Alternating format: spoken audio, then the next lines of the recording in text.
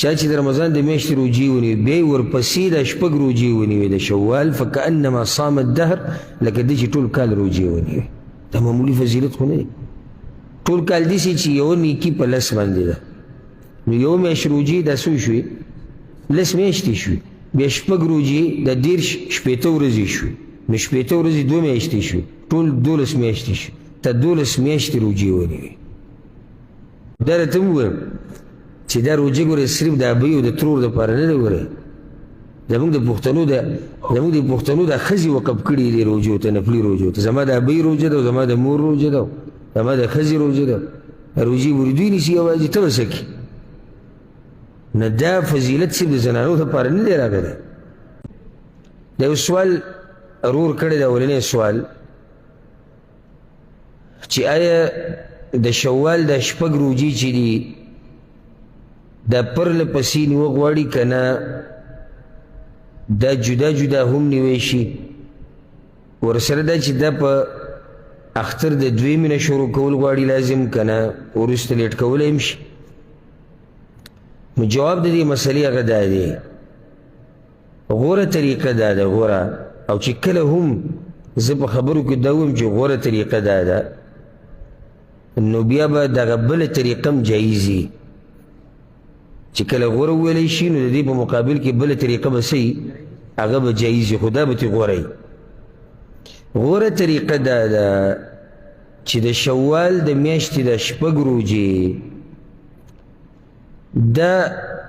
د دویم اختر نه سړی شروع کړي د دویمې ورځې نه او یا د اختر نه بعد یې شروع کړي اختر دویم هم په دې وځکه چې په اوله ورځ روجه نیوه دا حرام دي دې باره کې ښه صحیح حدیث کې راغلی ښه واضحه چې په دې ورځ روجه نیوه هغه حرام دي ځکه چې اختر دی د خوشحالۍ ورځ ده او بله دا ده چې د دې بوزي او د روجې په منځ کې فرق راشي نو که چېرته متصل موږ د اختر په ورځ هم روجې نیسو نو بیا هغه فرق هغه یو کتونکي ته نه واضحه کېږي نو غوره خو دا ده چې یا د اختر د دویمې نه شروع که یا یې اختر پسې شروع که ډېرو علماو دې ته غوره ویلي دي وجه دا ده ځکه چې حدیث کې دا راځي چې پیغمبر صلی الله علیه وسلم وایي چا چې د رمضان د میاشتې روجې ونیوي ثم اتبعه او بیا ورپسې دا ورپسې باندې غوره عمل هله کېږي چې ته یې پسې نږدې ونیسي بله خبره دا ده چې قرآن کې الله ځای په ځای دا خبره کړې ده چې تادیو کوي د نیکیانو طرف ته الله وی سورة آل عمران کې وسارعوا الى مغفرة من ربکم وجنه تادیو کوي د خپل رب د بخاني طرف ته او د جنت طرف ته چې د هغې پلنوالی هغه د ځمکې او د اسمانونو په اندازه دی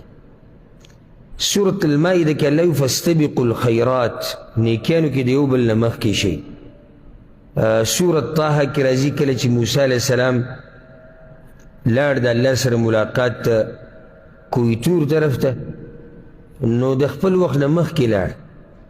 الله دې تپوس کو نو هغه وی وعجلت الیک ربي لترضى یا الله تادي مې وکړه په راتلو کې چې ته رانه راضي شي نو په نیکیانو کې خلک تادي کوي په نیکیانو کې خلک سبا بل سبا نه کوي بله خبره دا ده چې د حالاتو هم پته نه لګي او د ټول نه غټه خبره چې د هغې پته نه لګي هغه مرګ دی نو کیدای شي مرګ راشي کیدای شي بیمار شي کیدای شي مصروفه شي کیدای شي په سفر لاړ شي نو ډېرې خبرې راتلی شي نو ځکه غوره دا ده چې ته یې نږدې وخت کې ونیسي بله خبره دا ده چې د رمضان په دې میاشت پسې دا شپږ روجې داسې دي لکه ته چې فرض مانځه پسې سنت کې نو ته چې څنګه فرض مونځو کې بیا پسې سنت کې وخت پکې نه اړی ډېر نو دغه شان په دې کې وخت اړول هغه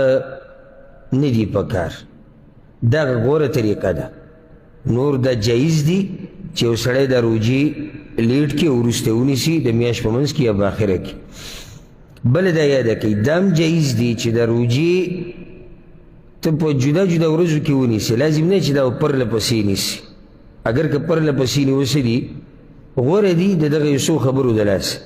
نور کې یو سړی داسې وکړي چې یو دوه روجې په اوله کې ونیسي یو دوه په منځ کې ونیسي یو دوه په آخره کې ونیسي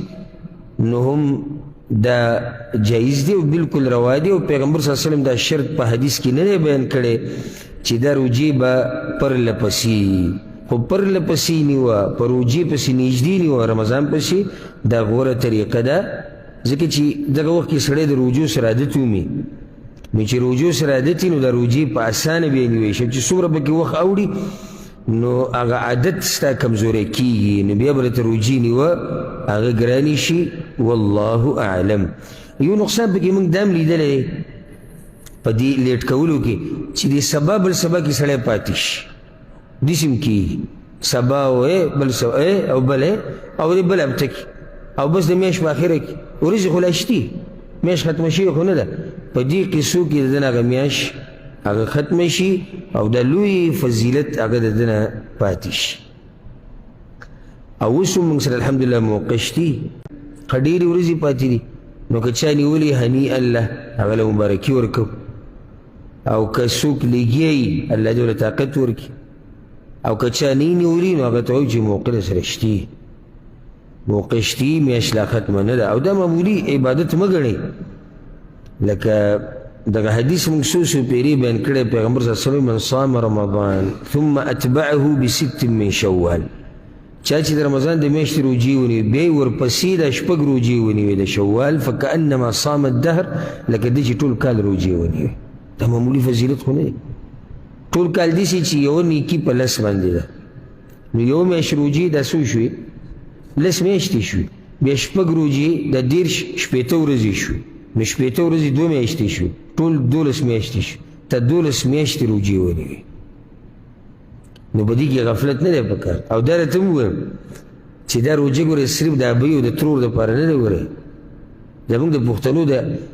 پښتنو دا ښځې وقف کړي دي روجو ته نفلي روجو ته زما د ابۍ روجه ده او زما د مور روجه ده زما د ښځې روجه ده روجې ورې دوی نیسي یوازې ته به څه کړي نه دا فضیلت صرف د زنانو دپاره نه دی راغلی او بلکې دا زموږ دپاره د سوچ خبره ده چې یو کمزوری مخلوق رالګي روجې نیسي زنانه او ته پرې دومره ګټه تنه او دومره ګټ زور سره ته شپږ روجې نشي نیوی نو چې چا نه دي نیولي او اراده یې ده نو ورته وایي چې ګوره هېڅ پته نه لګي در روان وخت زر زر یې ونیسه او که د چا اراده هم نه ده نو هغه ته وایي د الله نه ویرېږه دومره لوی فضیلت ته ضایع کوې په څه کې یې ضایع کوې